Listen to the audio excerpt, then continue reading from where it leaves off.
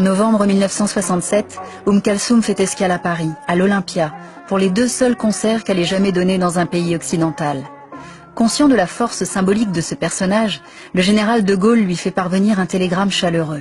« J'ai ressenti dans votre voix les vibrations de mon cœur et du cœur de tous les Français. » Lorsque, 8 jours avant, elle est descendue de l'avion au Bourget, ça s'est su comme une traînée de poudre dans Paris et la banlieue, et à ce moment-là, tout d'un coup, devant l'Olympia, pendant 2 jours, il y a eu une queue de 200 mètres de gens qui venaient, qui étaient prêts à payer n'importe quel tarif. On a eu des gens les plus extraordinaires, puisqu'il y avait un prince de l'Arabie Saoudite qui s'est déplacé en avion, il y a eu des charters qui venaient du Maroc, enfin c'était la folie pure. Et quand les 2 spectacles ont eu lieu, eh bien, les 2 spectacles étaient archi complets. Il faut situer un peu ces récitals qu'a donné Kalsoum à Paris dans le contexte de l'époque, c'est-à-dire la défaite arabe, très humiliante, traumatisante pour toutes les populations arabes. Et je suis allé à cause un peu de ce contexte.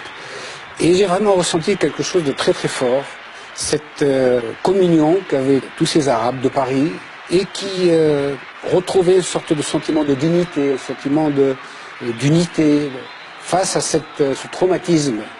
On sentait que dans ce récital, l'enjeu dépassait de loin le côté musical. Je n'ai jamais vu aucun artiste avoir une... C'est même pas une ovation, c'est une dévotion.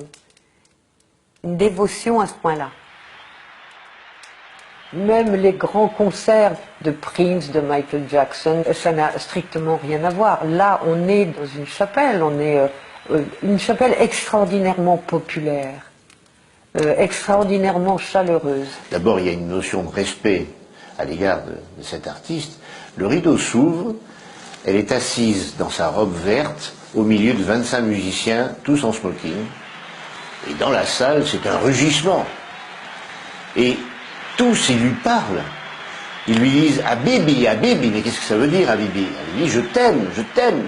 C'est vraiment un acte d'amour entre un public, mais vraiment à un niveau hors du commun, et une personnalité qui reçoit ces applaudissements, ces marques d'amour, avec une dignité.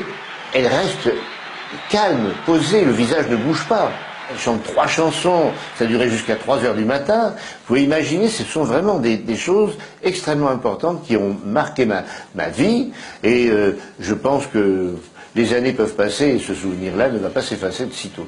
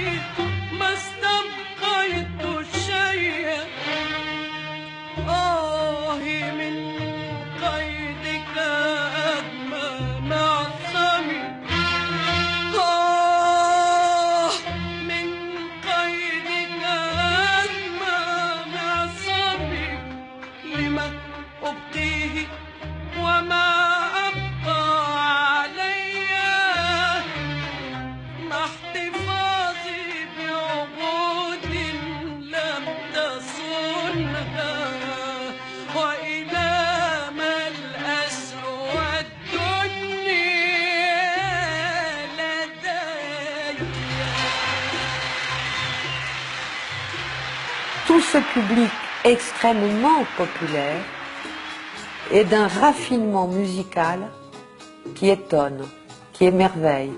Et c'est vrai que tant qu'on n'est pas rentré dans cette salle de spectacle, je crois qu'on ne peut pas avoir une idée de ce que peut être le monde islamique. Chaleureux, intelligent, subtil, poète, émotif, les gens pleurent. Les gens rient quand elle a une variation étonnante ou intelligente. Les gens rient, applaudissent, ils sont entièrement dans la musique. C'est la plus étonnante soirée à laquelle il m'a été donné d'assister. Et malgré cette guerre israélo-égyptienne, on constate à quel point la musique dépasse le cadre, car dans la salle, de nombreux juifs séfarades sont là pour applaudir et profiter de cette voix unique dans laquelle ils ont tous été élevés. Parce que tous les Juifs d'Afrique du Nord, au même titre que les musulmans, la grande chanteuse, le moment exceptionnel, c'est Kalsoum. C'est incroyable la chance que j'ai eue d'avoir pu assister à ces 3 jours de concert. C'est une chose qui m'a marquée pour la vie. Là, une fois qu'on a vu ça, je crois qu'on a tout vu. Et tout le reste, après, ça sera moins bien. Ça sera bien, ça sera moins bien.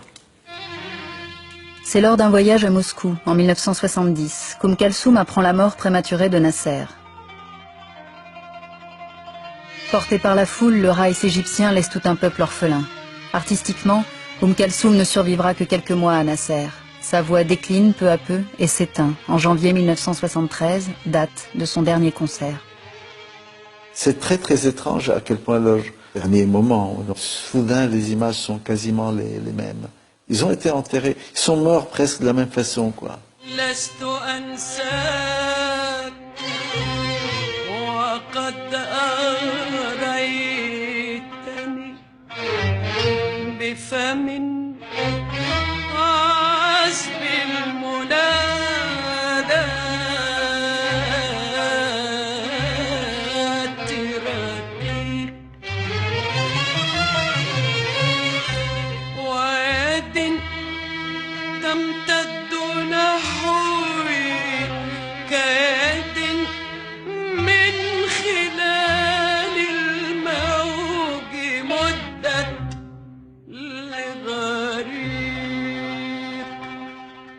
Son enterrement, c'était quelque chose d'absolument hallucinant.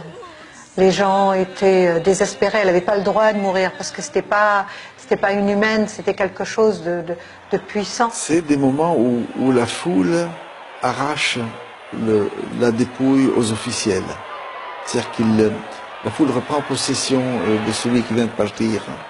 Comme un dernier acte pour dire, elle m'a appartenu, elle est à moi.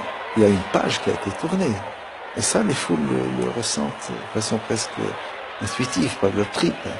La page qui est en train d'être tournée, on la retient quelques derniers instants. À sa mort, je me trouvais à Paris. Et un ami m'a demandé qui pourrait remplacer Kalsoum. Et moi j'ai répondu personne. Personne parce que quand le soleil s'est éteint, même la lune doit cesser de briller. شمس الأصيل شمس الأصيل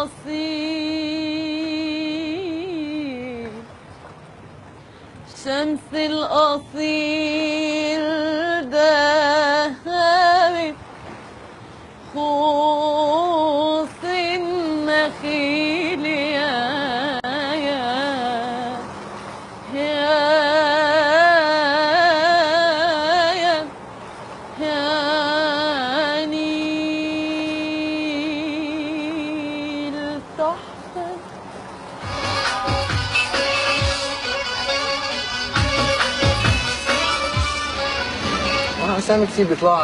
Les jeunes, ce qu'ils aiment en fait, c'est le genre de chanteuse à moitié nue, là. Quand je leur demande Kalsoum, ils te disent non. Mais pourquoi non? Moi je crois qu'ils devraient vraiment l'écouter. C'est elle la meilleure. En fait, le style qu'ils aiment, c'est le genre, tu sais là, comment, c'est quoi déjà ce mot? Le style sexy, quoi. Et vous? Bon écoutez, je vais vous dire, je la connais, mais par contre voilà, il n'y a pas beaucoup de jeunes qui connaissent Kalsoum. Moi perso, j'aime bien. J'ai découvert dans la voiture de mon père avant, des cassettes, tranquillement. On dit que c'est un peu ringard, mais il faut écouter les paroles. C'est un petit peu comme Jacques Brel, comme Edith Piaf maintenant. Les jeunes, ça te dit ouais, non, c'est pas bon, quoi. Mais c'est de la bonne musique. C'est pareil, c'est une image, quoi. C'est la base de la musique orientale, disons. Même moi, parce que maintenant, chaque année, je rentre en Égypte, une fois, souvent, il y a beaucoup de jeunes égyptiens, c'est les jeunes de 18 ans, 20 ans, 21 ans, sont attachés, ils sont vraiment toujours Kalsoum. Maintenant, à mes concerts, quand je chante du Kalsoum, il y a des jeunes qui viennent me voir. Chérif, Ahmed, Noah. Et du coup, ils viennent avec leurs amis. Avant, c'était pas le cas. À mes concerts, il y avait plutôt des vieux. Quand j'étais petite, je la voyais à la télé, mais ça ne m'intéressait pas, parce que ces chansons sont compliquées à comprendre quand on est petit. C'est en grandissant, quand tu arrives à l'adolescence, tu vois, quand tu commences à aimer, c'est là que j'ai commencé à écouter Kalsoum, à vraiment l'écouter. Moi, à vrai dire, je trouve rien de spécial chez Kalsoum. Mon père aussi, il aime même trop Kalsoum, mais moi, ça me dit rien du tout, en fait. Toutes les babes là, ils adorent Kalsoum. Peut-être le vieux, oui. Et le jeune aussi, mais le jeune, Généralement, on commence à écouter Kalsoum à partir de la première histoire d'amour, plutôt à partir de la déception. Et là, je ne sais pas pourquoi, c'est un peu triste. On parle beaucoup de la personne aimée, tout ça. Donc voilà, c'est là qu'on commence à ressentir ces sentiments-là. On est bien dedans, quoi. On se sent vraiment dans l'histoire. On commence à imaginer des choses, à rêver peut-être aussi. La chanson Amri, il y a eu un remix. Et tout le monde trouve ça super. C'est vrai, c'est réussi. Mais si tu écoutes l'original, ça n'a rien à voir. Le remix est agréable à entendre, mais quand tu écoutes l'original, c'est fantastique. Bien sûr, l'original est beaucoup mieux, mais n'empêche que c'est classé numéro 1 dans toutes les compiles. Oui, c'est vrai, c'est vrai. C'est notre base. Elle représente l'Égypte. C'est comme si Kalsoum c'était nos racines en fait. À partir de ces racines, il y a un arbre qui a grandi. Et nous, on est là comme les petites branches de l'arbre Kalsoum.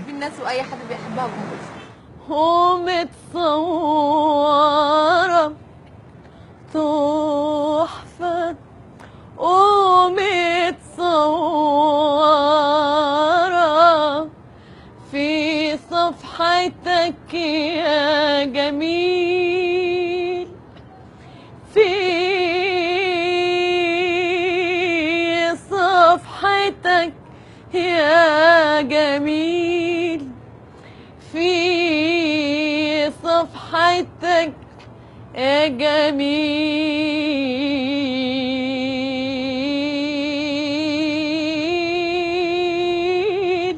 يا جميل يا جميل